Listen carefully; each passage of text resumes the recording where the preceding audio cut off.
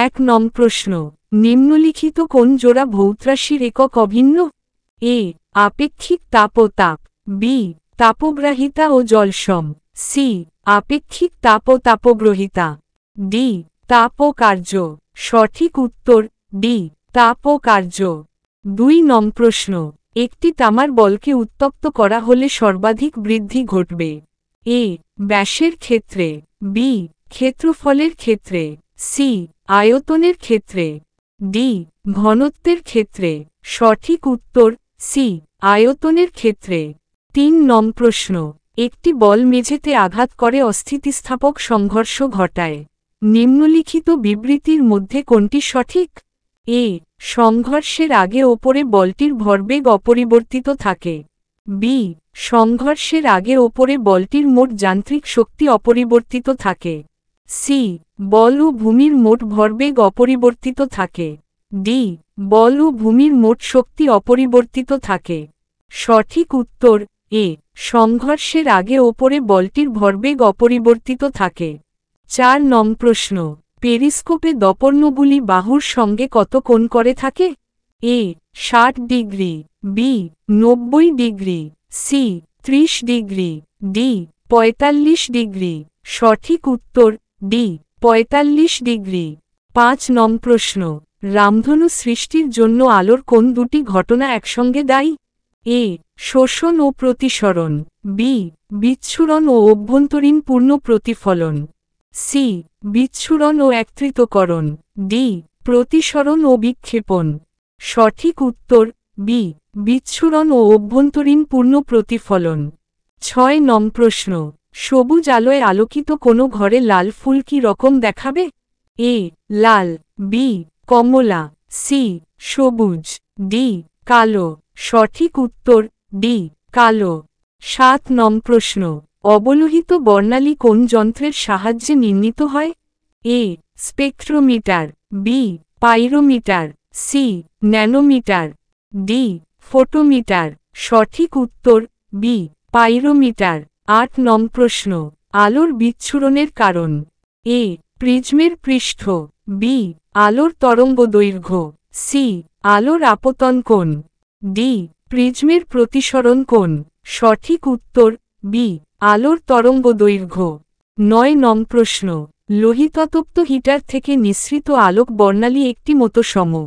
এ নিরবচ্ছিন্ন বর্ণালী, B পটি বর্ণালী, C রেখা বর্ণালী, D শোষণ বর্ণালী। সঠিক উত্তর এ নিরবচ্ছিন্ন বর্ণালী। ১০ নং প্রশ্ন, পদার্থবিদ্যায় নোবেল পুরস্কার বিজয়ী বিজ্ঞানী সিভি রমনের গবেষণা আলোর কোন ধর্মের সঙ্গে সম্পর্কিত? এ প্রতিফলন, বি বিক্ষেপণ, সি বিচ্ছুরণ, ডি প্রতিসরণ। সঠিক উত্তর বি বিক্ষেপণ।